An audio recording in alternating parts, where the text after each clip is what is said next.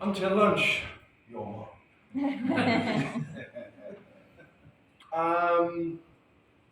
Yes, Bert asked me to give you an introduction into Dutch waste management. And I have a presentation for you which touches upon many aspects.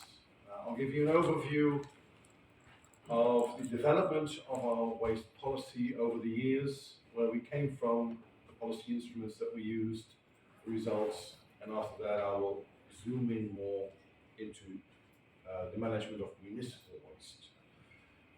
Right, my name is Maarten Goorhuis. These days I call myself the garbage man, which is the name under which I work today. I have 40 years experience in waste management. I started at the age of 17 as a food scrap collector. After doing that for a few years, I decided to go back to school and I studied environmental sciences. I worked for 10 years as a consultant in waste management. And after that, I have been engaged with the Dutch Solid Waste Association, which represents the public sector in waste management in the Netherlands, as a senior policy advisor. I have dealt in depth with all the dossiers involving producer responsibility. I've been part of the steering committee of the Dutch Waste Management Plan.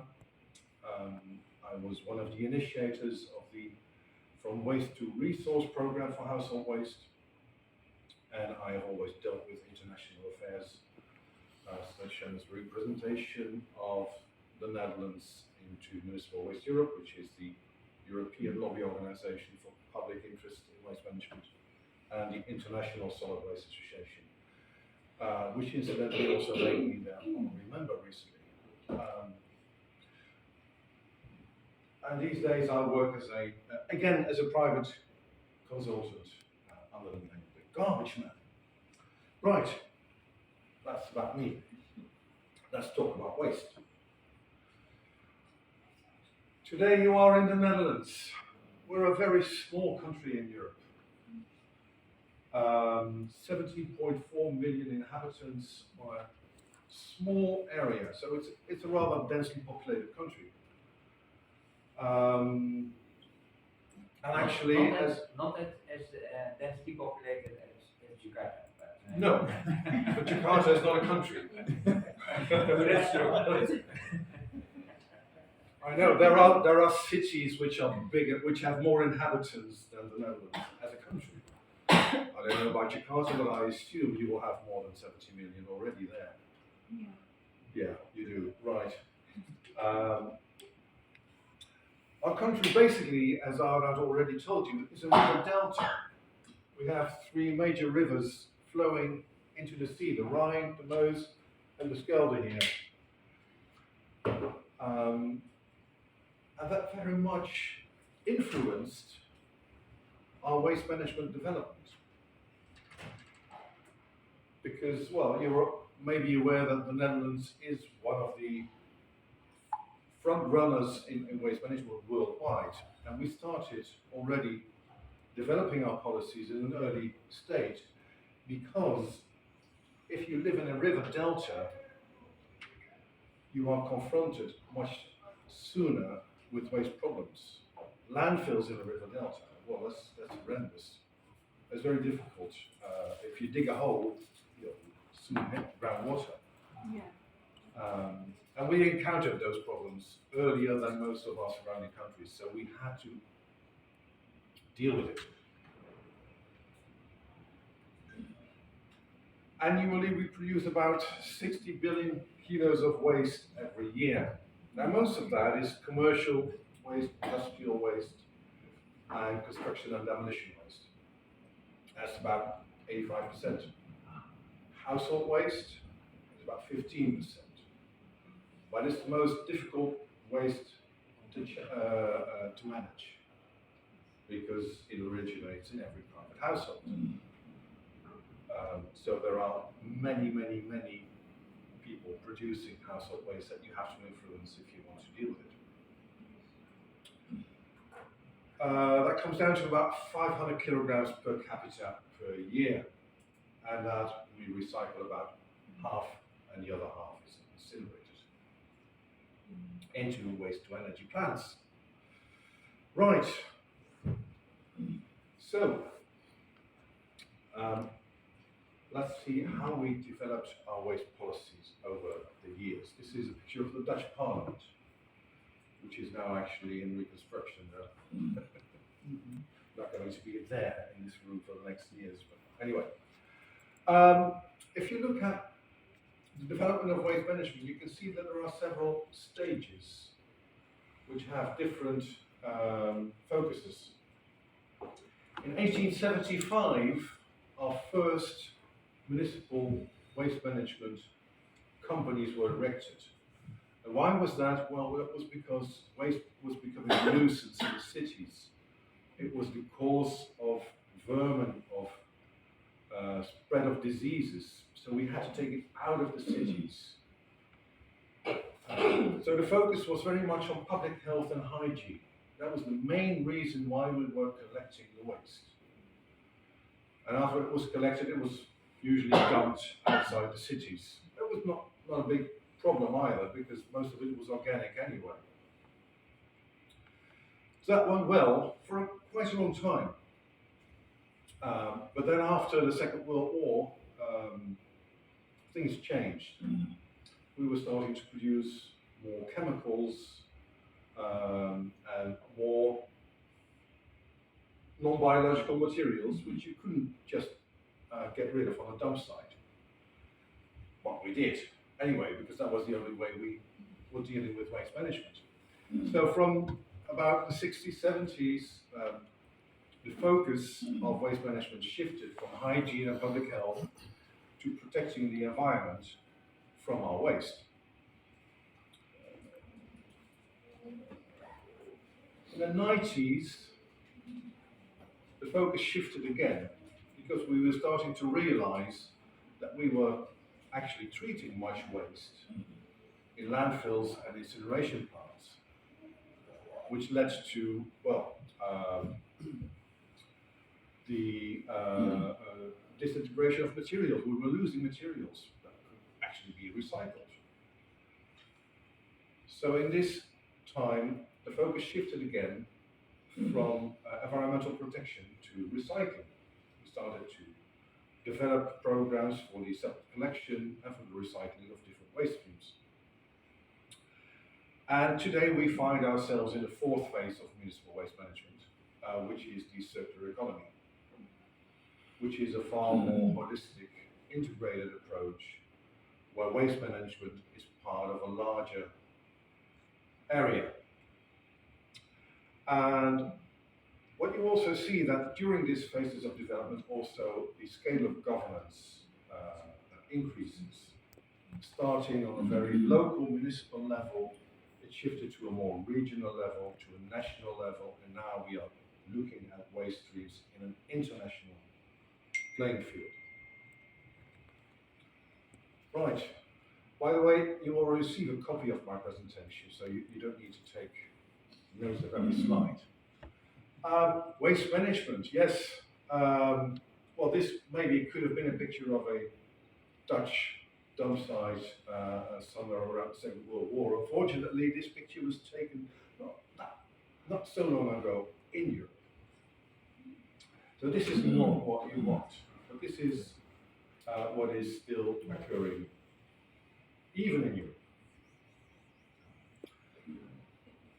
I take you back in time about 40 years ago, about the time when I started being engaged into waste management. It's funny that the development of the Dutch waste management it spreads about the same time that I was involved in it. Not that there's any relation. But early 80s, we were facing a growth of our waste, and we had insufficient treatment capacity. There were very many small landfills. We had one or two incineration plants, but they were of quite poor quality. In fact, they were emitting dioxins. We had scandals in the north of Holland, where at some point the milk that was from the cows could not be used for consumption anymore because the level of dioxins was too high. And that was originated from the waste to energy plant in the city of Alkmaar, which you will visit on Wednesday. Now, the plant that you will visit on Wednesday is a totally different plant than in those days. But in those days, these were the issues that were arising. So, there was a big problem, and no one wanted to deal with it, because waste management had a bad reputation. It was causing pollution, it was causing all kinds of problems. And NIMBY and NIM2 were prominent everywhere. NIMBY, not in my backyard. That is what citizens will say. Yes, we need a new landfill, I know, but not here. Do it somewhere else. Incineration plants were nearly impossible. And politicians were suffering from the NIM2 syndrome. Not in my term of office. Yes, of course, we need to solve this problem. But not me, please, not me. So this was a very difficult and challenging situation. On top of that, our recovery and recycling rate was very low. About 55% for all waste, but municipal waste maybe only 16%. We had lack of data, we didn't know where the waste was coming from, where it was going to, and our waste sector was very small scale. So, that was a challenge, and I'm sure you will be familiar with some of these. And these are the policy instruments that we used to fight this challenge. I will go over them in my next slides. First, and maybe most important, is the waste hierarchy. I'm sure you're aware of the waste hierarchy. Start working on prevention, reuse any waste that you can't prevent, recycle the rest, recover, landfill. What you may not be aware of, that the waste hierarchy was invented by a Dutch politician. In 1979, there he is, Uplandsing, still living, still active, giving presentations all over the world. Uplandsing. He invented the waste hierarchy, which was introduced in the Dutch policy, and after that is now also the cornerstone of the European policies. And of course, it's often drafted the wrong way, because this is how it should look like. Second, and also very essential cornerstone in the development of our policy was the waste planning. And in the 80s,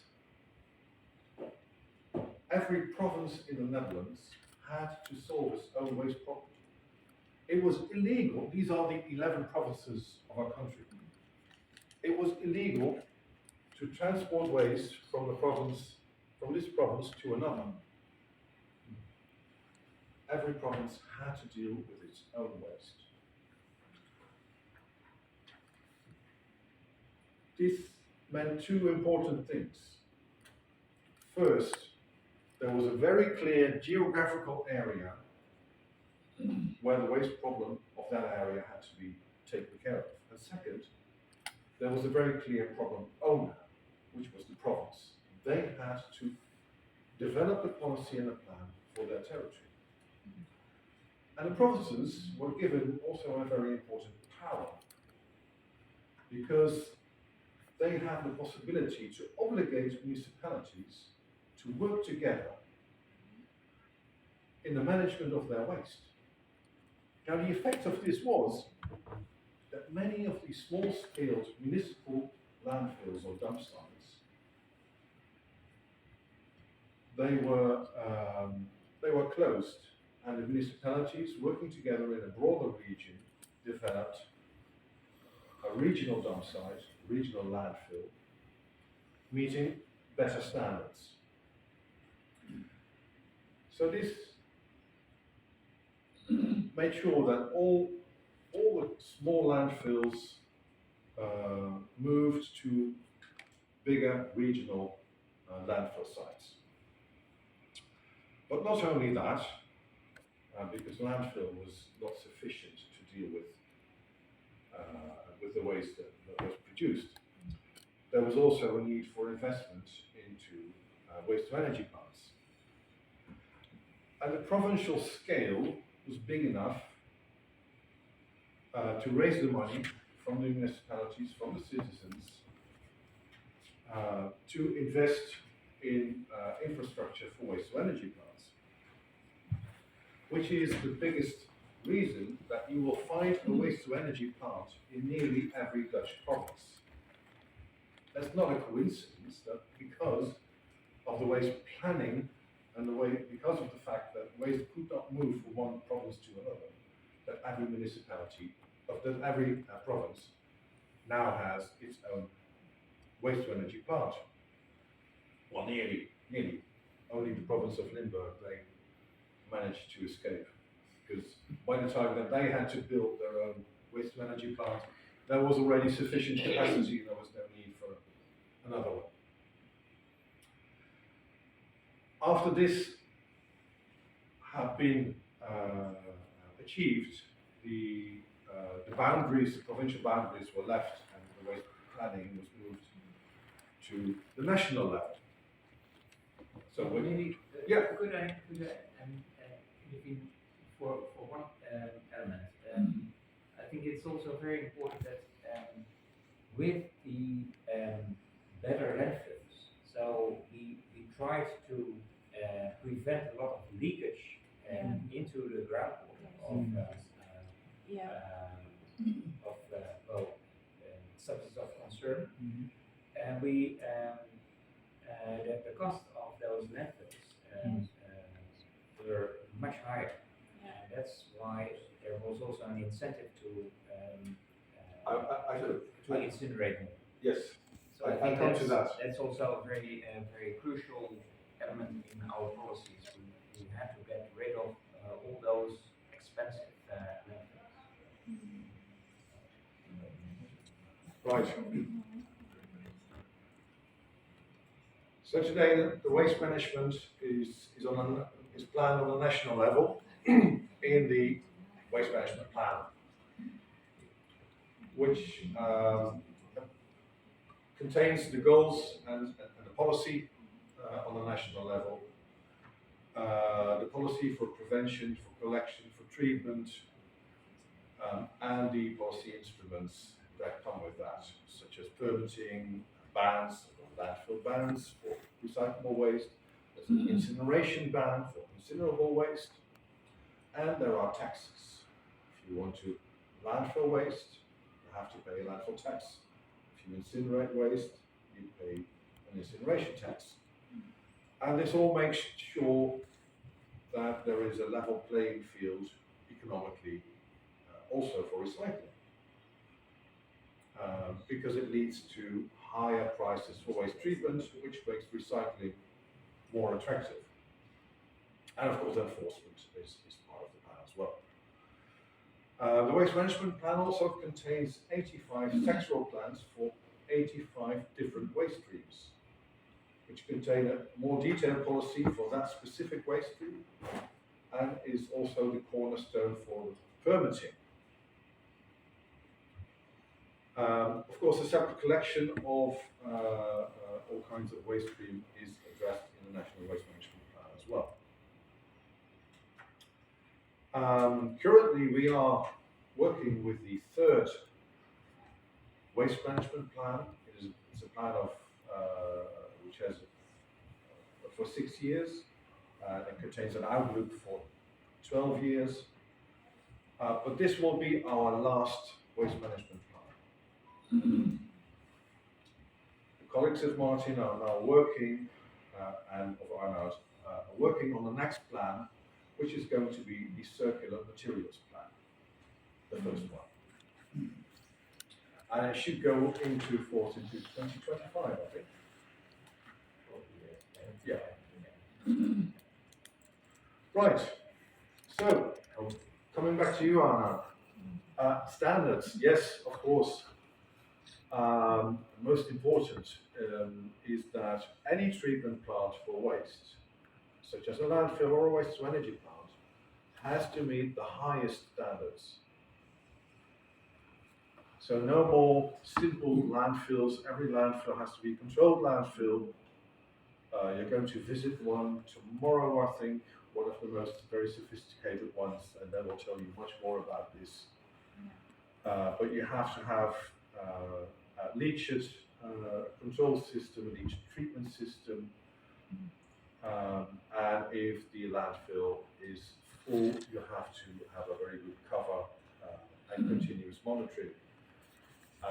During the phase that the landfill is in operation, also the money which you need for the aftercare phase needs to be built up in a fund so that there is money to take care of the landfill also when it's closed. Waste to energy also has to meet the highest standards, best available techniques.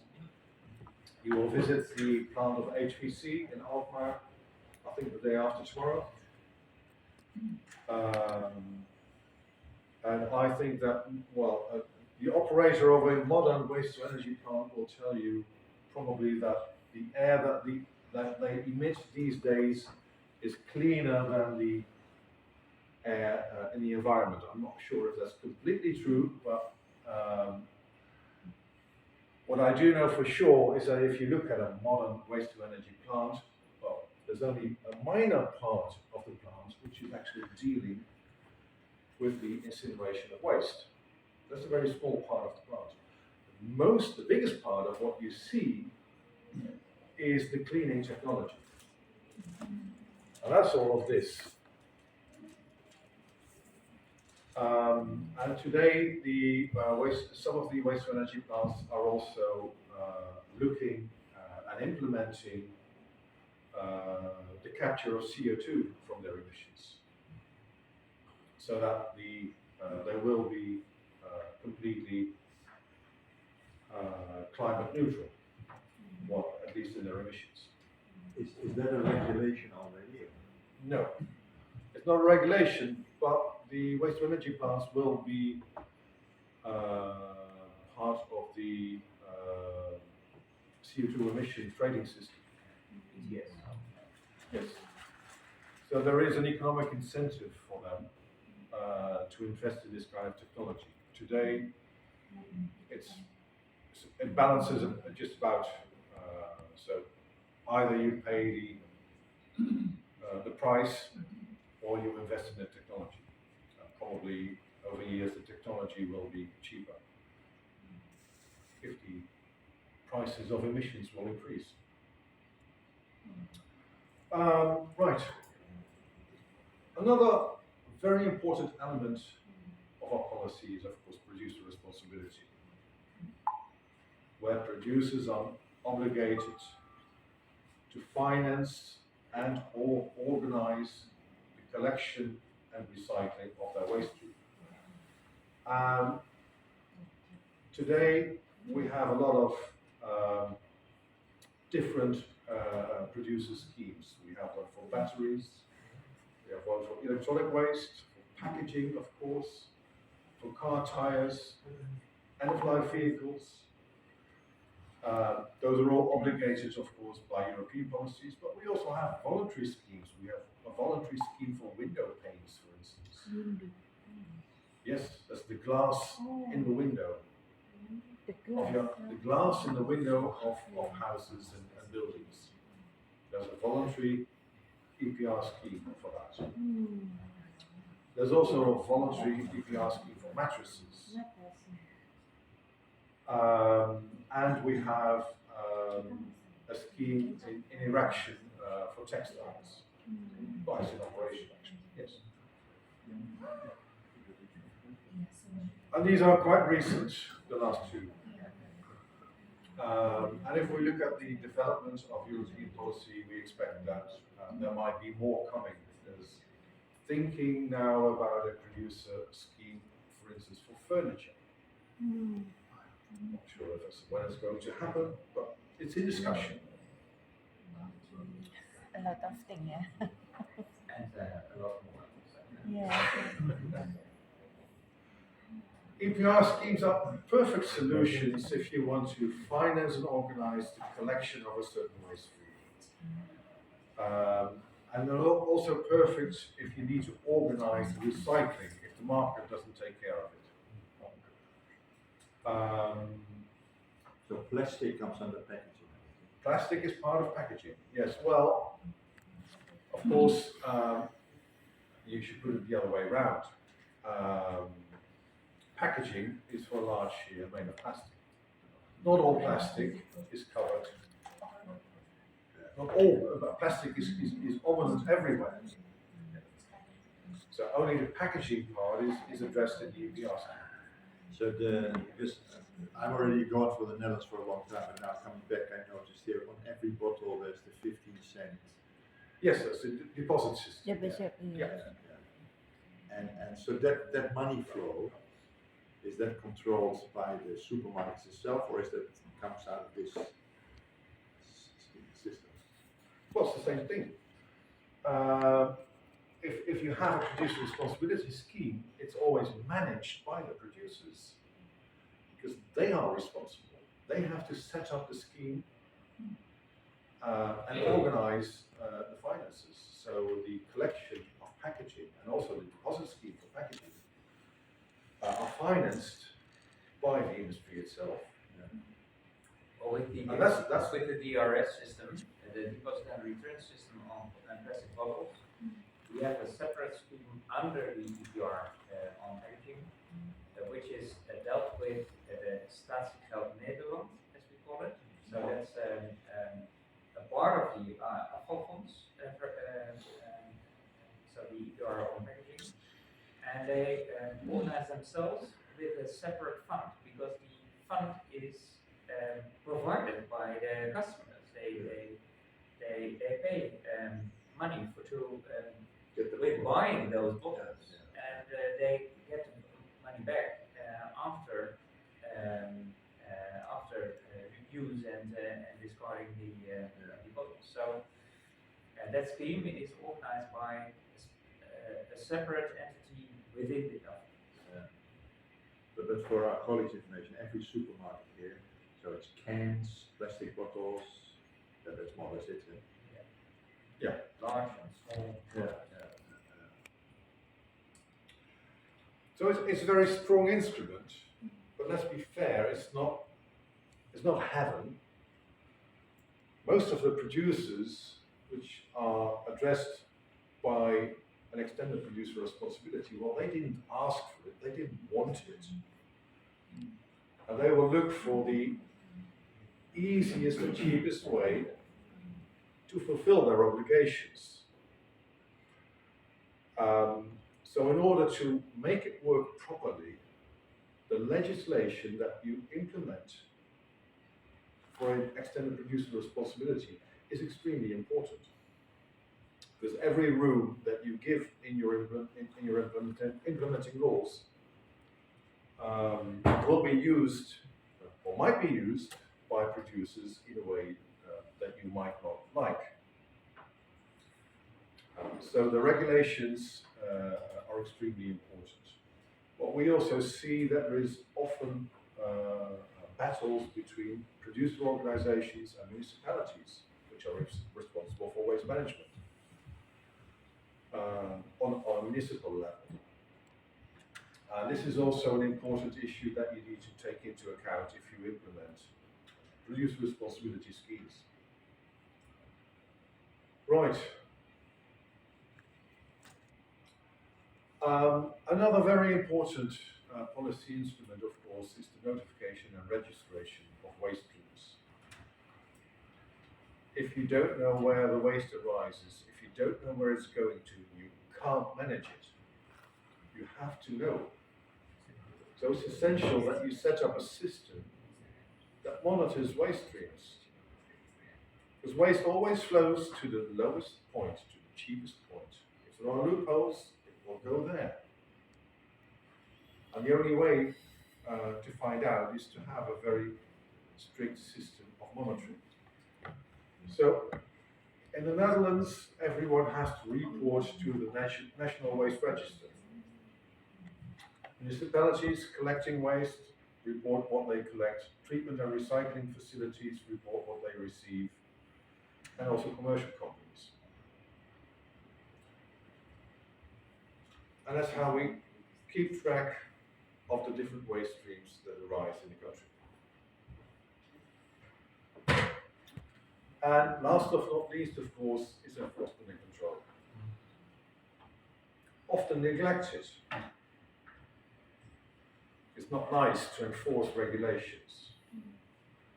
But if you don't, well, you don't need to bother in making the effort in developing your policies, because enforcement and control is the cornerstone of your regulations. And like you have a waste hierarchy, you also have an enforcement hierarchy. And of course, you start talking to a small enterprise if you see that something's going wrong. Hey, this is not working right. We should do better. Yeah. Oh yeah, sure. Yeah, I forgot. Okay. Next time, still not good. This is not good. I give you one last warning. Well, and that goes up, of course, until in the end, someone is, might find himself in jail. Really important. Make sure that this is working right and fight any corruption that might be there, because without proper enforcement and control, your waste management system will fail. Maybe also to add to this, what we experienced in the beginning of this century is that it cost a lot of capacity of our environmental inspectorate and the regional inspectorates to enforce legislation. And what our inspectorate did was to implement a very sophisticated model in which risks and impact are dealt with in such a way that you can be much more effective in your inspections and enforcement of regulation. So I think that's something, if you want to deep dive into the enforcement and compliance of the regulation, it's also very interesting to learn more. Our colleagues of the inspectorates could deep dive with you on that topic as well. I think that's also crucial because, in the end, it's also about the impact you have with your enforcement. Please go on.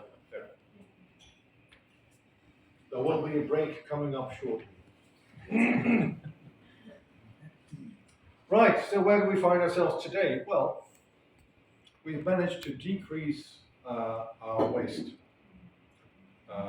We have decoupled our waste production from our economic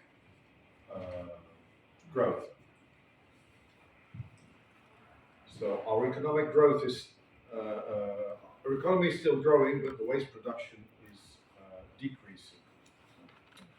And of course, we have now state-of-the-art waste treatment plants, and you will see at least 2 or 3 of them in the next few days. Our recovery and recycling rate has increased significantly. For all waste, we are now somewhere near 80%. I look at across the table, yes. For municipal waste, we are around 60%. We have a waste tracking and monitoring system, and our waste management sector has become a very professional and competitive one. More than 80% of all our household waste. No, all waste. All waste is recycled. So about 60% of all waste is zero. Right. And what is the reason for that? Is that the building of the materials, or can it not be recycled? So it has to be incinerated. What you mean? What the waste? The products that you're buying, you're delivering it back.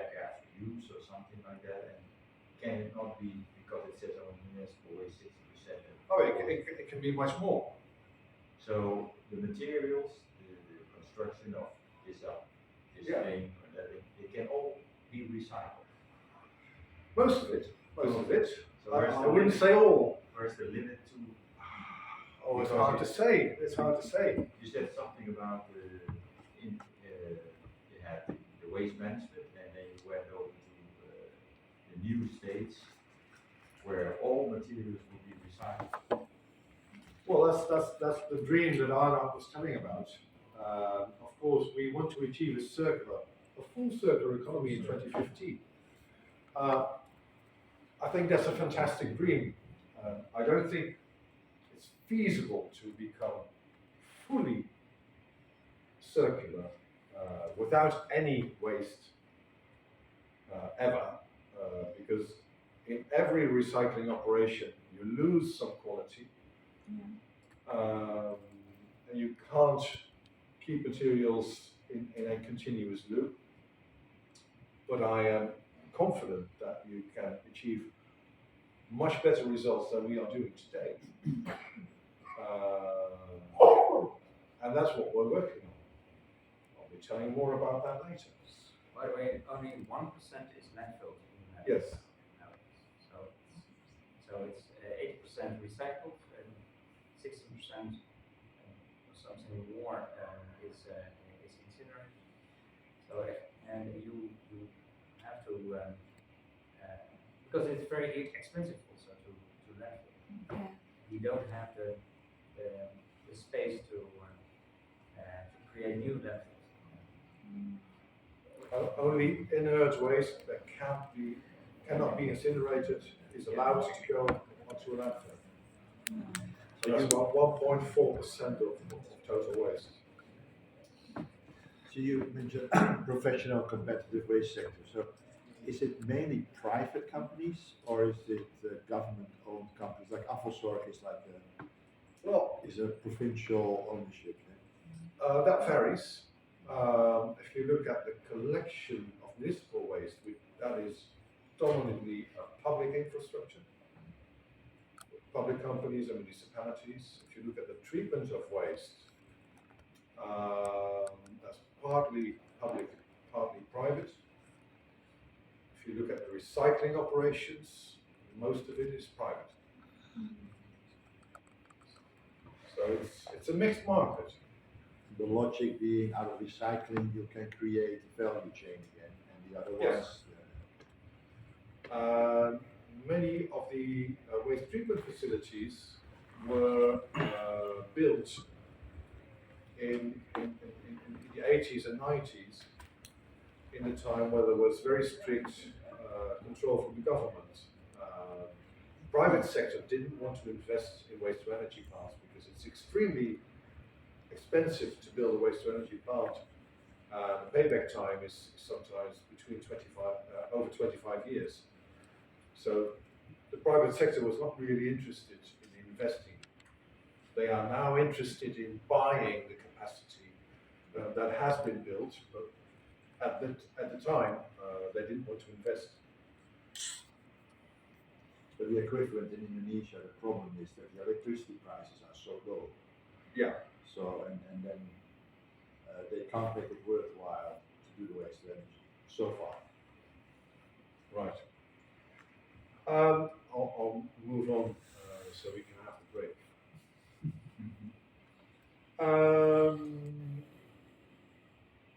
Our waste treatment shifted from landfill to recycling and waste to energy. You can see there is a sharp decrease of the amount of waste which is landfill. Part of it is, the organic part of it is digested or composted, and the residual is treated in a waste to energy plant. I'll skip that one. And the waste gate fee for waste to energy is also interesting. Slightly decreasing because now we have more capacity than we have waste. So the gate fees for waste to energy are slowly decreasing to a level of around 80 euros a ton. At the same time, we are increasing the taxes on incineration. Yes, So that's the other way around. right. That's So it's moving again into the direction of 100 euros. and we should go up further. Also, very important not only to pay for the price, the real price of incineration, but also to make it possible for a recycling company to have a solid business case. And so it's also about how to organize the systems in such a way that recycling business can earn money out of the recycling system. The Dutch government always used the money for driving it to recycling. So first from landfill to waste to energy, and then by the other ones to the recycling. If as much as possible, because money is driving them always to the cheapest solution, and if the cheapest solution is recycling at that moment, use it for recycling.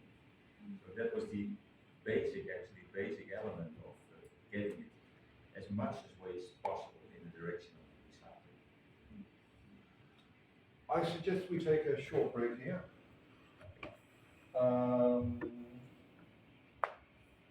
You have a tight schedule as far as I'm aware. 10 minutes.